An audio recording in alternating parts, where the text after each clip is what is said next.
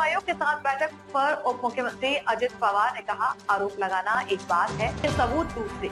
चुनाव आयोग स्वतंत्र है और चुनाव प्रक्रिया में किसी का हस्तक्षेप नहीं हो सकता। अगर कोई भी संदेहास्पद मामला है तो अधिकारियों को उसकी जांच करनी चाहिए। चुनाव पूरी तरह निष्पक्ष होना चाहिए और कोई भी दूसरे मतदाता की ओर से वोट नहीं डाल सकता।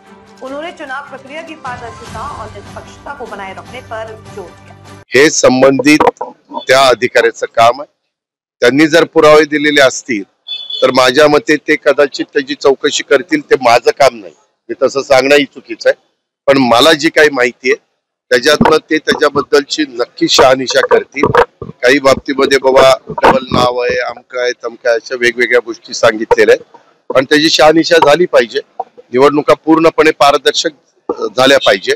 कुठेही एका मतदाराचं मतदार यादीत नाव असेल तर दुसरीकडे तो मतदान करू नाही शकला पाहिजे।